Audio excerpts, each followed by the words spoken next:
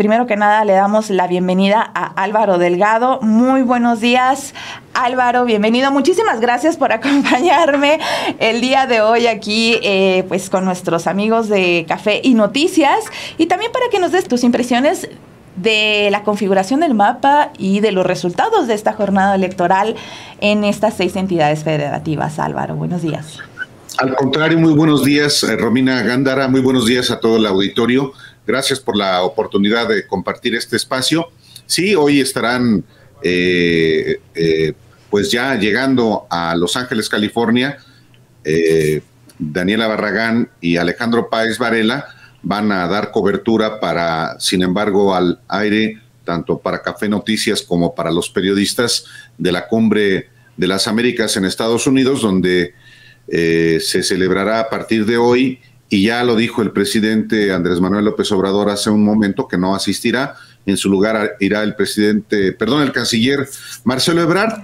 Y bueno, para entrar en materia, Romina, efectivamente, ayer se materializó lo que ya era, digamos, muy previsible en los días y aún en las semanas previas a la jornada electoral del día de ayer. No se cumplió el 6 de 6, que de manera muy, con mucha balandronada, decían algunos dirigentes de Morena que iban a ganar 6 de 6. Tampoco se impuso el 5 de 6, porque en la elección de Durango finalmente fue también para la coalición del PRIAN.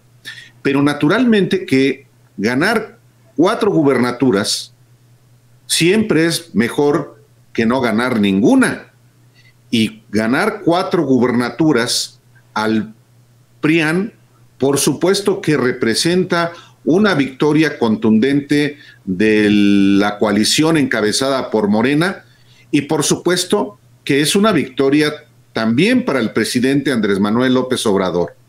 El presidente de la República no apareció en la boleta electoral el día de ayer y no aparecerá en las boletas electorales el próximo año cuando se disputen el Estado de México y Coahuila, y tampoco aparecerá una vez más en las elecciones presidenciales del 2024. Pero ¿quién puede dudar que la figura del presidente de México estuvo presente ayer, estará presente el próximo año y estará muy, pero muy presente en el 2024, cuando la elección claramente será continuidad o cambio? Un poco lo que pasó también el día de ayer. En las 6 entidades donde se celebraron elecciones, la disyuntiva era continuidad con los gobiernos que estaban gobernando esas 6 entidades, o un cambio. Y el cambio se dio de manera radical en Hidalgo, donde jamás durante 94 años había habido alternancia. El PRI dominó casi 100 años, casi un siglo, y los hidalguenses le dijeron basta, hasta aquí, con una derrota contundente, nada menos que a la secretaria general del PRI, Carolina Villano. 2-1 ganó Julio Menchaca, el candidato de Hidalgo. Algo análogo ocurrió en Oaxaca, donde a pesar de que ya hubo una alternancia muy simulada hace unos años, también el PRI es echado, también con una victoria tan contundente del candidato Salomón Jara de la coalición encabezada por Morena, ante la coalición del PRI y del PRD. Ahí el PAN fue solo y casi desaparece. Pero en Quintana Roo fue también muy contundente. No solamente fue 2-1, fue 3-1, donde gana la coalición de Morena, y ante una coalición muy curiosa de PAN-PRD y de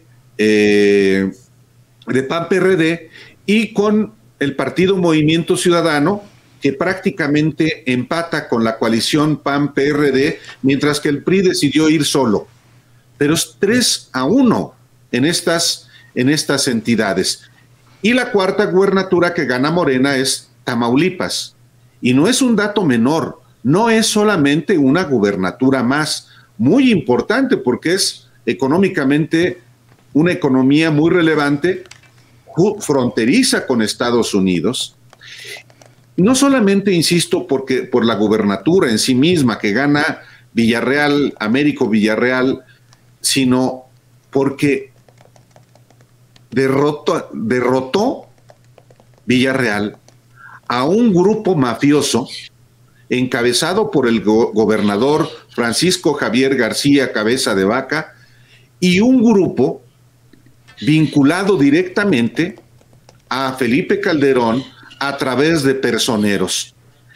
Tamaulipas había sido tomado por esta mafia, por este grupo criminal, porque los cargos son criminales contra el actual gobernador, contra su hermana, su esposa, su mamá, su suegro, sus otros hermanos y testaferros, como está perfectamente documentado. Pero no solamente ellos, sino personajes como Roberto Gil Suárez, exsecretario particular de Calderón, Salvador Vega Casillas, exsecretario de la Función Pública de Calderón, Javier Lozano, exsecretario de Felipe Calderón, Max Cortázar, ex vocero de Felipe Calderón, y Jorge Manzanera, operador electoral desde hace décadas de Felipe Calderón, solamente para hablar de los principales. Y este grupo se había instalado en Tamaulipas con la idea, no se nos olvide, de impulsar a Francisco Javier García Cabeza de Vaca a la presidencia de la República, con los peores métodos, asociándose a lo peor. Ahí sí hay evidencias de una vinculación con el crimen organizado, no es una suposición discursiva. Hay vastos elementos para hablar al respecto. Y bueno, la oposición gana 2 estados, en donde, bueno, 2 estados que ya gobernaba, por una parte Aguascalientes y por otra parte Durango. Durango, por supuesto, ganó con una diferencia más amplia de la que se estimaban inclusive en las encuestas. Y lo mismo pasó en Aguascalientes. Aguascalientes va a seguir gobernado por el PAN, por una panista, mientras que Durango va a ser gobernado por un priista. El PRI puede decir, conquistamos una gubernatura, aunque eso no sea verdad. Dicho lo anterior, Romina, sí es muy importante no quedarnos solamente con el resultado de estas 6 gubernaturas el día de ayer.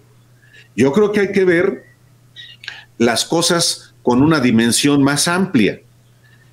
Efectivamente, con las 4 gubernaturas que ganó ayer Morena, pues este partido se convirtió en solo 4 años, del 2018 al día de hoy, en el partido político más ganador en la historia reciente de México, y en estos 4 años cambió radicalmente el rostro político de México. En efecto, como también lo ilustra el reportaje de Dani Barragán, que hoy se publica en el Diario Digital. Sin embargo, en 2018 ganó la presidencia de la República, ganó las dos cámaras del Senado y la Cámara de Diputados, aunque con mayoría simple. Pero con las 4 gubernaturas de ayer, Morena tiene 20 de los 32 estados con una población gobernada de más de 70 millones de personas. Y digo esto, Romina, porque no se nos debe olvidar que aunque Morena nació como asociación civil en el 2012, cuando también Andrés Manuel López Obrador le dijo adiós al PRD, obtuvo su registro como partido hasta las elecciones del 2015. cuando participó por primera vez. Pero es a partir del 2018 que se convierte en un partido en ascenso ganador, de manera que al día de hoy pues es la primera fuerza política del país. Antes de las elecciones del 2018, hay que recordarlo, Morena no tenía ni una sola gubernatura. En solo 4 años ganó 20, la mayoría de ellas. En contraste, esta es la otra parte que sí es muy importante no perder de vista. En contraste, pues los partidos de la coalición Va por México, el PRI, el PAN y el PRD, antes del 2018 gobernaban los 32 estados del país. Los 32 estados del país. Y a partir de las elecciones de ayer domingo, estos 3 partidos solo tienen 8 gubernaturas, es decir, una cuarta parte de las del país. El derrumbe de la oposición, el derrumbe del PRI, del PAN y del PRD ha sido contundente también a raíz del 2018, al mismo tiempo que Morena se convierte en la primera fuerza del país. Y concluyo, el Partido Movimiento Ciudadano tiene 2 gubernaturas, Jalisco y Nuevo León.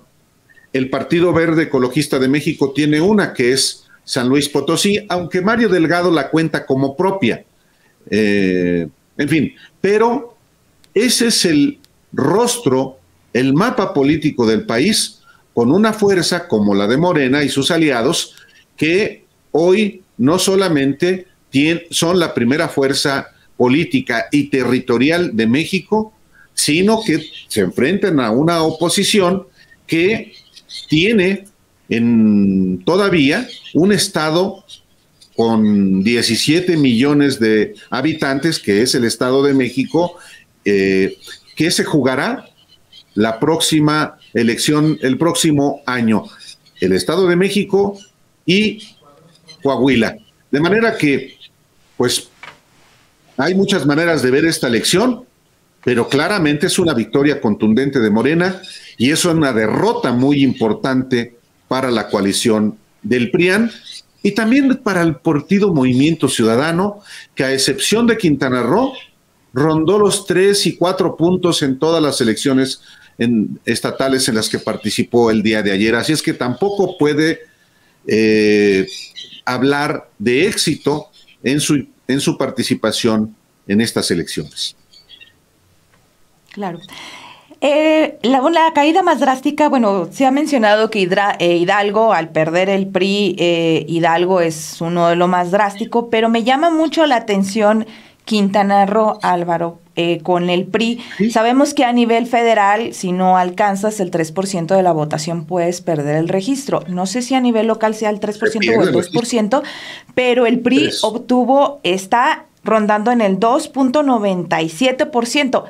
Claro, hay que precisar que hay un 95% o casi 96% de las actas computadas, pero está en ese hilo.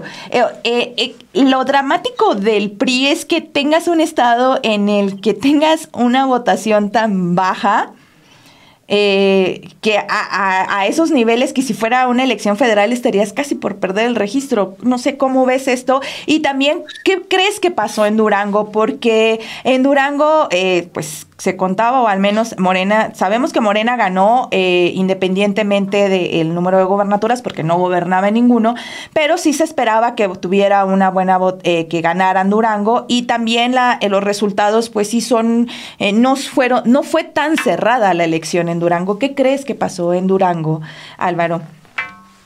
Bueno, en primer lugar, sobre el PRI, efectivamente, en las 6 elecciones del día de ayer, la coalición del PRIAN participó como tal en 4. En 2, Oaxaca, fueron juntos PRI y PRD, y el PAN fue por su cuenta. En el caso de Quintana Roo, el PRI decidió ir solo y el PAN y el PRD hicieron alianza. Pero en efecto, al ir solo en Quintana Roo, el PRI está en la hipótesis de perder el registro que lo tiene cualquier partido político si obtiene más del 3%. Si el PRI no obtiene el 3% en Quintana Roo, va a perder el registro en esa entidad. Igual en otros estados, Romina, donde el PRI, por ejemplo, en el caso de Aguascalientes, se convirtió, fue primera y segunda fuerza alternándose con el PAN, pero ganó en Aguascalientes solo el 7.5%, aquí ya con todas las actas computadas. Y el PRD, que es el caso más dramático, pues estuvo a punto de perder el registro. Uno más logró solo 3.2% de los votos. En los que perdieron su registro en Aguascalientes son el Partido Verde, que solo obtuvo 0.7% de la votación, y el PT, que solo ganó 0.8%. Y así podemos revisar en cada uno de los estados, Romina, pero diría yo, por ejemplo, en el caso de Tamaulipas, en el caso de Oaxaca, en el caso de Oaxaca, el PRD todavía puede perder el registro, tiene 3.08% cuando falta 2%, 1% de las actas por computar. En una de esas, en Oaxaca, el PRD pierde el registro. Ojo, Bueno, y así podemos revisar cada una de las entidades. Y por ejemplo,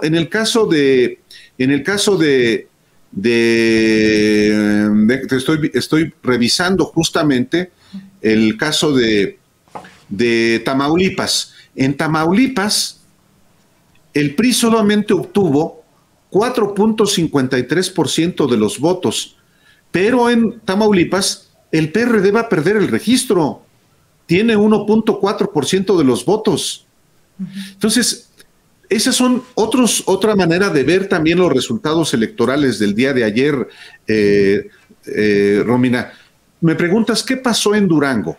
Bueno, en Durango es un estado que sigue gobernado por un candidato postulado por el PRI y por el PAN y por el PRD, Rosas Aispuro. Bueno, hubo también ahí elecciones municipales que le dan una, digamos, característica particular a una elección, porque se elige a la autoridad más inmediata que tienen los ciudadanos, que son los alcaldes. ¿Qué pasó? ¿Por qué se anticipaba que podía ser muy cerrada la elección y con posibilidades de que Mariana Vitela, la candidata postulada por Morena, pudiera ganar? Bueno, hay varios factores. Uno de ellos, que no hubo cohesión en la coalición encabezada por Morena. Hubo pleitos muy severos en Morena, tanto que hubo una facción una fracción que decidió sencillamente no apoyar a Mariana Vitela.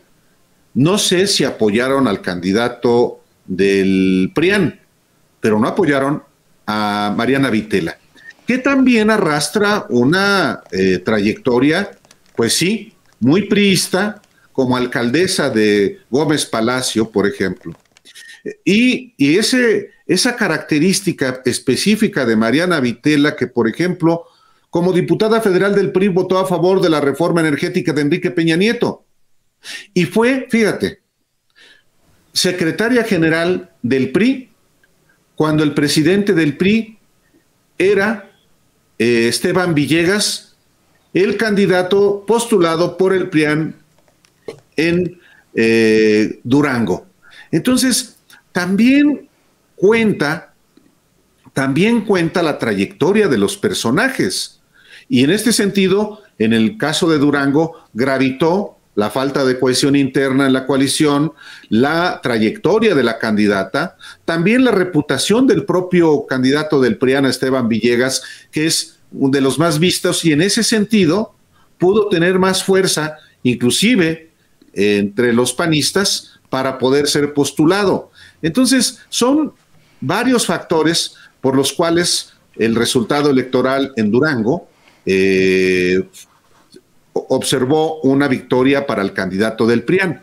Por cierto, Durango, donde se encuentra parte del Triángulo Dorado del narcotráfico,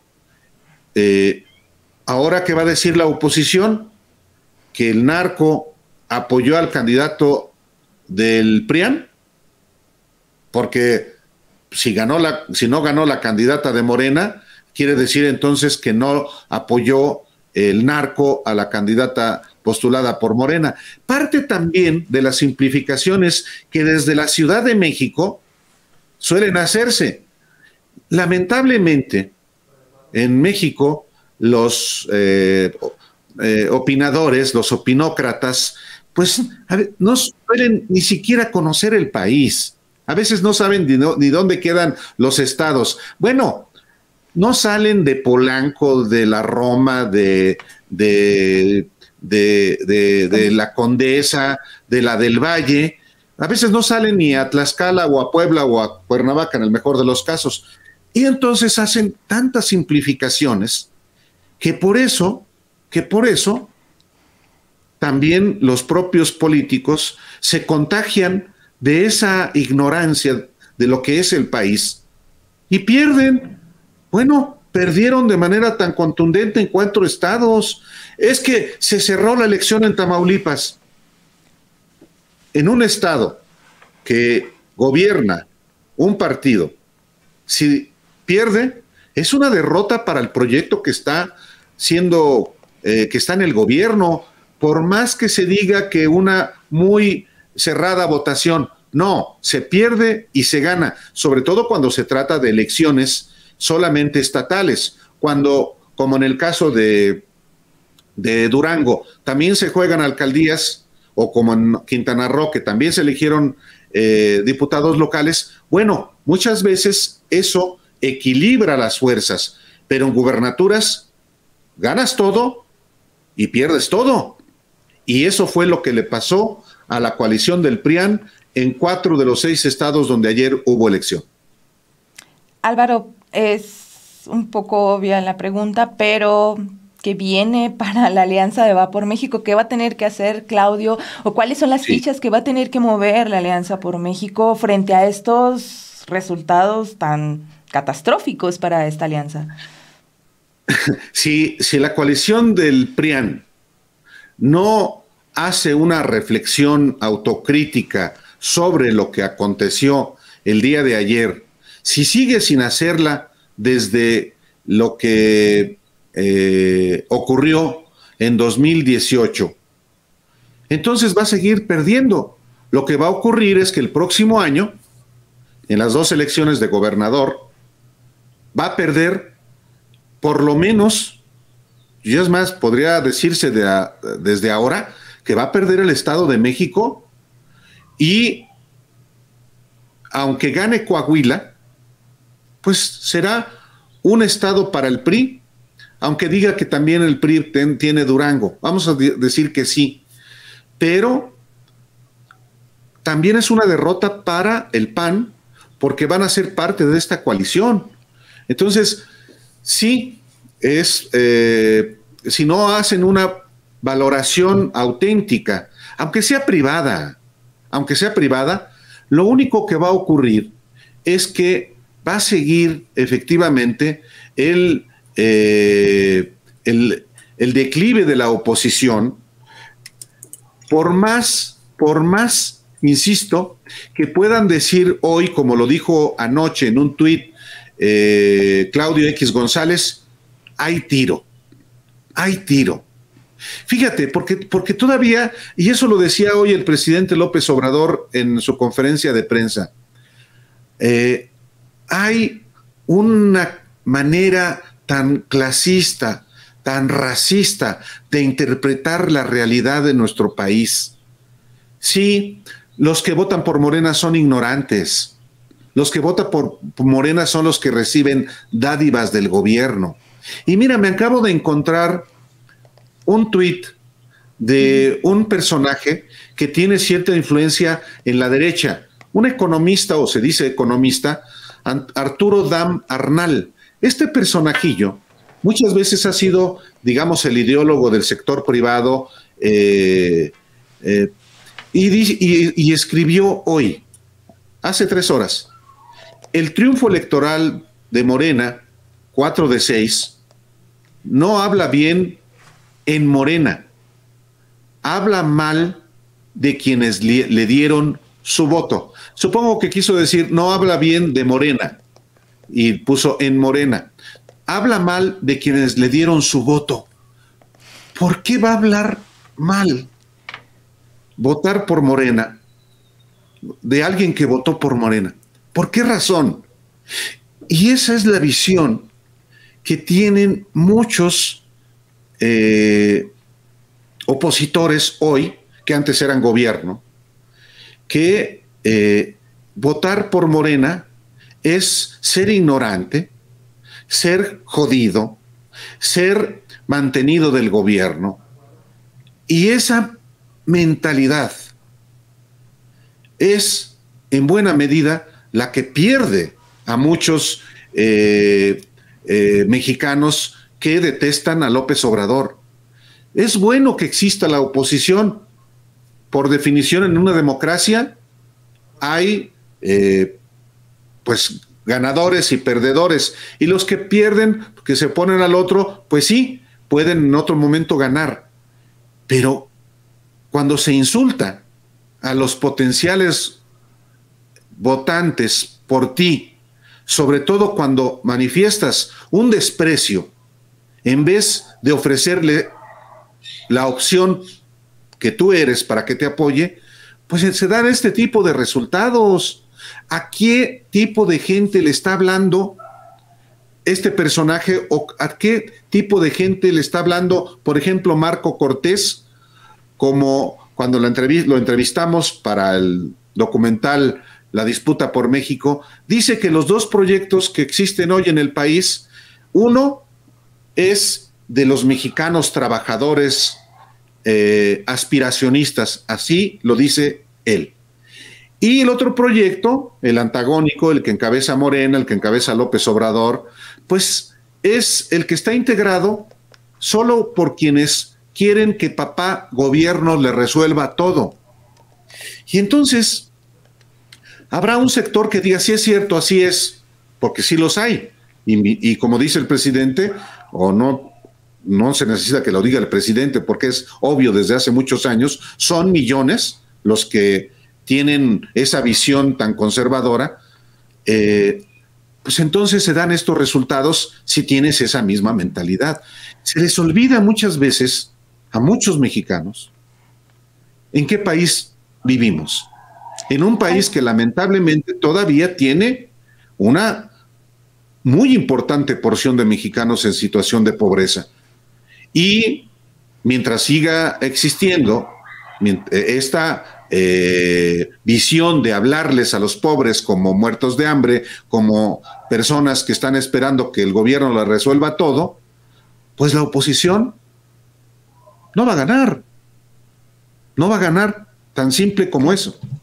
Álvaro, vemos con este avance tan rápido de Morena en gobernaturas, en las elecciones, vienen otras 2 elecciones el próximo 2 años, vienen elecciones presidenciales, que viene para el país. ¿Es deseable que regresemos a una hegemonía, o a que solo un partido gobierne, que sea hegemónico el país? ¿Es deseable para ti esto? ¿Es deseable claro que esto? No, claro que no.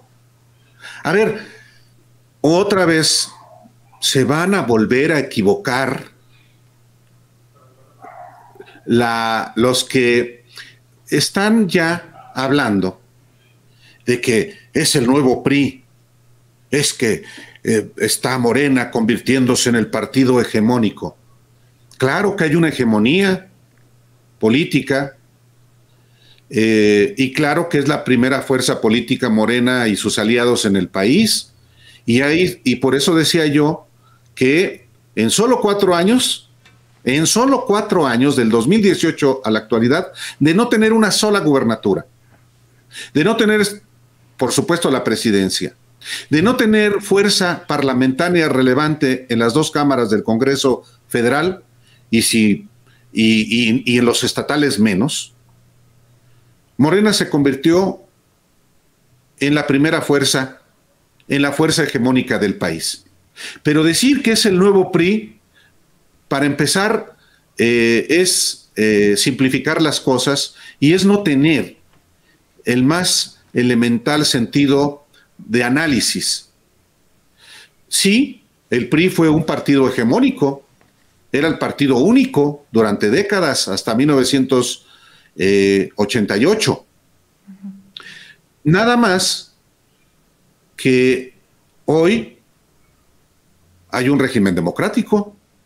Hoy Morena tiene esta fuerza, la primera fuerza política y electoral del país, con base en el voto ciudadano, con base en procesos electorales, todavía con muchas deficiencias, pero que está fundado en el voto popular.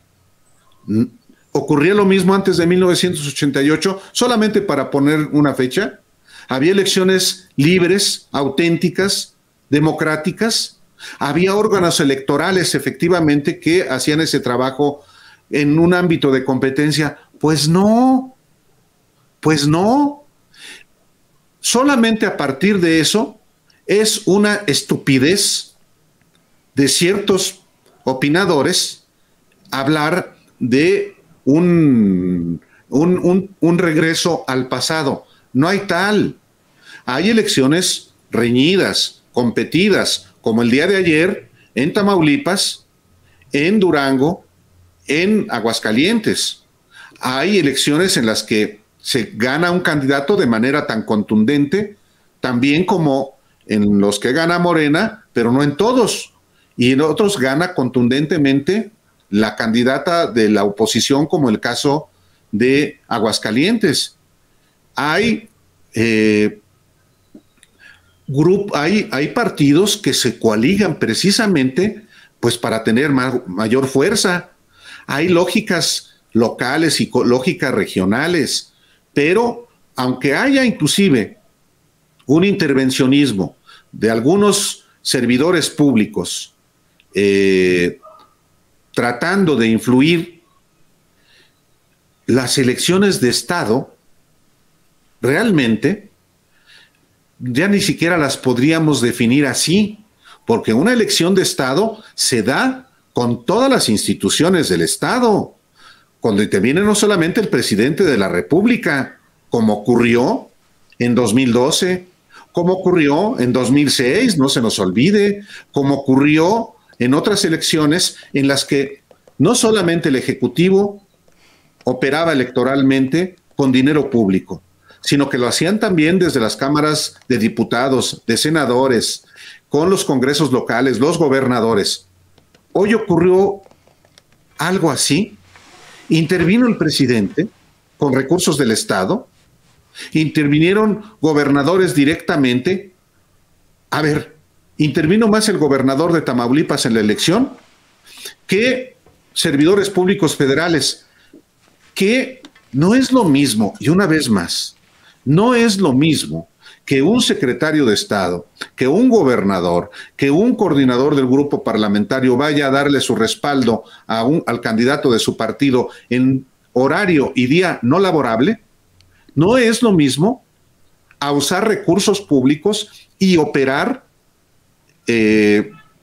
con el aparato y los recursos del Estado. Una vez más, quienes hagan ese tipo de interpretaciones están falseando el análisis. La realidad es otra cosa. Una vez más, por eso también pierden. No, concluyo. Hay, desde mi punto de vista, un contexto muy diferente, radicalmente diferente al que había en los 60, en los 70, en los 80 en México, al que existe hoy.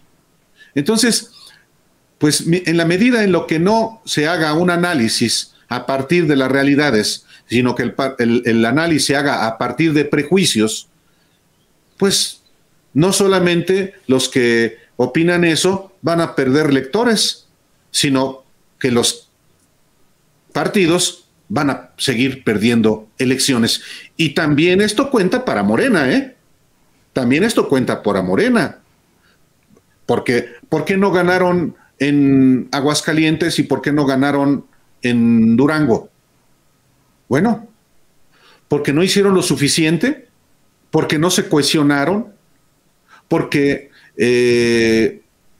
son más capaces los que están en el gobierno allá, porque los gobiernos también influyen. A lo mejor no fue tan malo el gobierno de Aguascalientes o el de Durango. Eso también cuenta. En fin, no sé si me haya explicado, Romina. Perfecto, muy, muy claro, siempre muy ilustrativo y didáctico, podemos decir, bastante atinados tu análisis, Álvaro. Te agradecemos de verdad muchísimo que nos hayas acompañado y que nos hayas compartido, pues, sobre todo a disertar y a desglosar y analizar lo que ocurrió el día de ayer en esta jornada. Y bueno, pues lo que viene a raíz de estos resultados. Una última cosa nada más, Romina. Claro. Una última cosa, ¿por qué? Porque anoche platicamos Alejandro Páez y yo con Uriarte, el secretario de elecciones del Comité Nacional del PRI. Y Uriarte es un tipo que conoce de elecciones, fue presidente del PRI, fue miembro del equipo de gobierno de Peña Nieto en el Estado de México. Y de pronto hay una prestidigitación en las cifras. Y el PRI es quizá el partido que más golpeado por el electorado. El PRI no ha ganado. La última gubernatura que ganó, luego se olvida, fue en 2017 y fue Coahuila, la que se juega el próximo año. Fue la última gubernatura que ganó. ¿Por qué de gobernar en 2017 los 32 estados del país, me refiero PRI, PAN y PRD, hoy tienen solamente 8 gubernaturas? ¿Qué pasó? Y particularmente el PRI. ¿Por qué el PRI hoy tiene solamente 2 gubernaturas y la última que ganó fue Coahuila? Pues porque les hace falta, desde mi punto de vista, ser más rigurosos en el análisis. Y digo Coahuila, que fue la última gubernatura que ganó, porque no se nos olvide que en la elección de 1917 en el Estado de México, Morena ganó más votos que el PRI. Y Alfredo del Mazo fue gobernador con los votos del Partido Verde, de los votos del Partido Nueva Alianza, todavía en aquel momento en manos del Baester Gordillo antes de su extinción.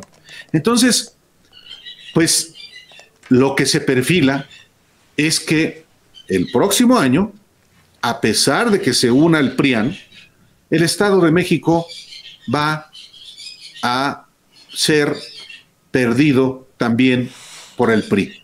Y un partido que no tiene fuerza territorial, un partido que además no tiene proyecto, porque el proyecto, el que va a resultar más atractivo es el de Morena y del presidente López Obrador, porque López Obrador dijo hoy, y agárrense porque vienen muchos cambios, hoy tiene López Obrador mayor posibilidad de consolidar ese proyecto en el país, con una oposición debilitada. Bueno, por eso hasta hoy, después de las elecciones, después de ganar 4 de 6 gubernaturas, dice, no voy a la cumbre. Eso también cuenta. En fin, muchísimas gracias, Romina. Espero que no haya resultado aburrido. No, claro que no, para nada, Álvaro. De hecho, aquí estamos más de 21 personas conectadas, así que pues ahí 21 también mil. solicitar 21,000. Así es, mira. Más de 21,000, no dijiste 21. Dije, caray, Ah, te tiré 21. Sí, bueno, el 21 rating. mil. Bueno, dije más de 21. La verdad es que no mentí, son más de 21, más de 21,000. Álvaro, Sí, bueno, pues también solicitarle los likes y agradecerte muchísimo claro. por acompañarnos el día de hoy. Sí, con muchísimo gusto, Romina. Lo que está pasando, por supuesto que es muy relevante. Y hay equilibrios también. Eh, a ver, una última cosa. Las elecciones de Estado, cuando el PRI era hegemónico, estaban en manos del gobierno. ¿A poco hoy los órganos electorales y de justicia están en manos del gobierno? Pues si hay un INE que claramente juega a favor de la oposición y claramente en contra del presidente López Obrador y de Morena. Eso Y es está la muy última, claro.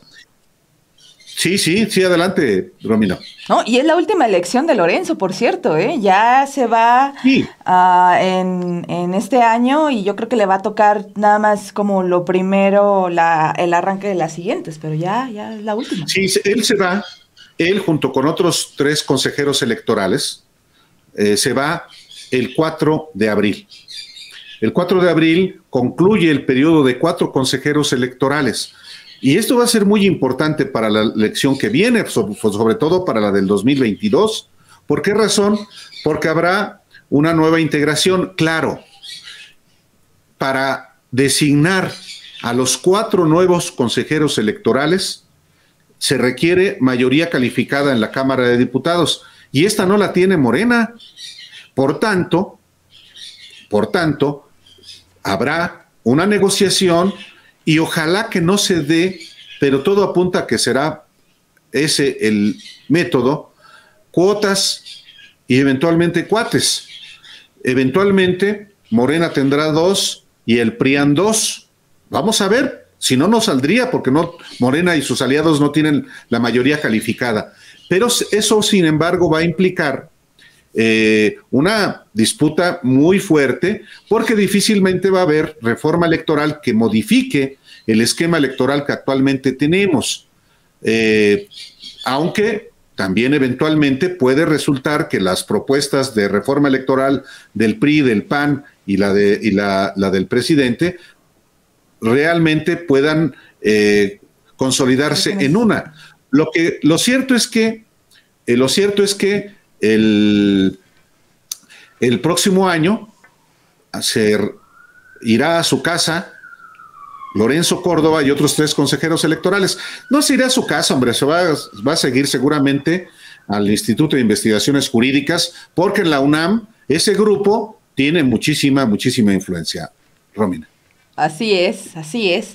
Bueno, pues muchísimas gracias, Álvaro. Vamos a seguir la pista de lo que siga después de las elecciones y también se va a poner muy interesante las próximas elecciones del 2023 Así en es. la antesala ya del 2024. Muchísimas gracias, Álvaro, de verdad.